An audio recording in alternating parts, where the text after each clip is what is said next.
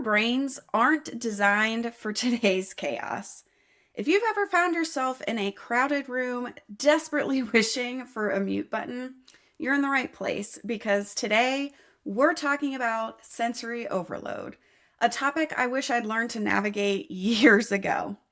And if you think you can just power through it, let me tell you, you're setting yourself up for a mental train wreck. I'm so glad you're here. This channel is all about helping busy multitaskers stay balanced and badass with practical tips, a dose of humor, and a little tough love. I'm Tara Kermiet, your personal growth coach, specializing in burnout prevention and work-life integration. If you're looking to simplify your schedule, set boundaries, and build habits that create the breathing room you need, you're in the right place. Hit subscribe and let's get you living your best life. So a few months back, I attended a conference that promised to be full of inspiration and connection. Sounds great, right? Well, imagine hundreds of people packed into a room, fluorescent lights buzzing overhead, the smell of at least 50 different perfumes or colognes, and the freezing temperature of the AC. As I sat there trying to focus on the speaker, my heart was racing, my palms were getting sweaty, and I could feel my anxiety levels just climbing. It felt like the walls were closing in and I just wanted to bolt. And you might think that I'm being overly dramatic, but ignoring sensory overload only builds up stress until you're ready to explode. It's a real problem that creeps into our daily lives, impacting our mood, focus, and even our health. I've had moments where I've left social events early because I just couldn't handle it anymore. I've had days where I ended up crying in my car after work, not because anything catastrophic happened, but simply because I was overstimulated and didn't know how to cope. There's a certain shame that comes with that, like you're letting people down in some way. Many of us just suffer in silence, pushing through the overstimulation because we think we have to. We've been conditioned to push through discomfort, but that's not always the answer. I mean, think about it. How many of us have found ourselves in a situation where we're overstimulated, wishing we could just hit pause? I know I've been there so many times, fighting through the literal and figurative noise while my brain desperately tries to keep up. It's exhausting. The brain has its limits, and when those limits are reached, the meltdown is real. So why does this happen? Well, our environments can bombard us with stimuli that our brains just aren't equipped to handle all at once. It's like trying to watch 10 TV shows at once. Eventually, you just want to scream and turn them all off. But the problem isn't just the noise or the chaos, it's the impact it has on our mental health. The stress creeps in, manifesting as anxiety and irritability. I can't tell you how many times I snapped at my coworkers over something trivial because I was just so overstimulated and couldn't even think straight. Just imagine constantly feeling on edge, like a rubber band stretched to its breaking point. That's what sensory overload does. It turns ordinary days into battles against our own minds.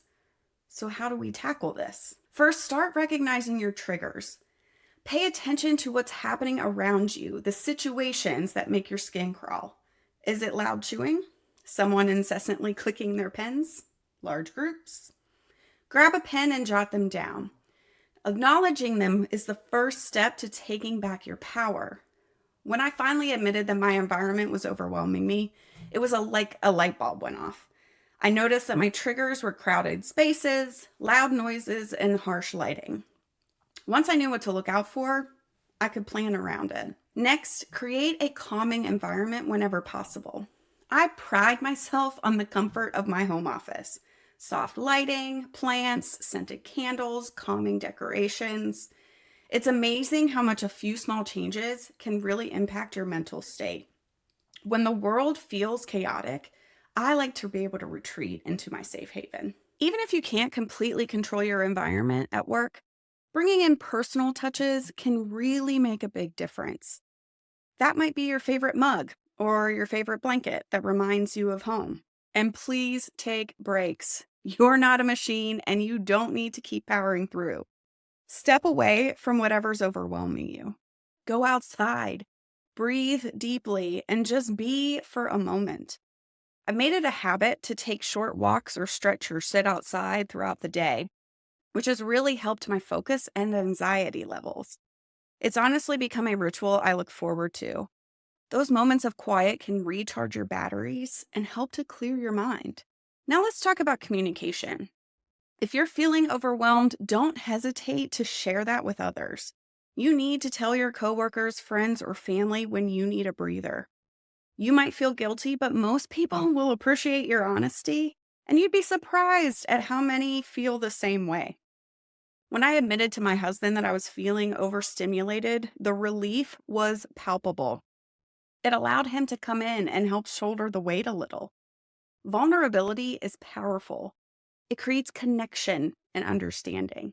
And finally, let go of the multitasking mentality. It's so tempting to do multiple things at once, but it is a surefire way to exacerbate that sensory overload.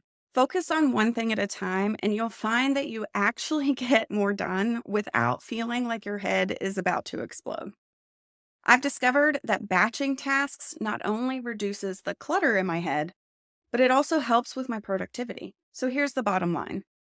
Sensory overload doesn't have to hijack your life. By recognizing your triggers and making a few adjustments, you can reclaim your peace of mind. If you got something out of this, do me a favor. Hit that like button, drop a comment, and share this with someone who needs to hear it. I really appreciate you hanging out with me today and just want to remind you to stay balanced, stay badass, and make good choices.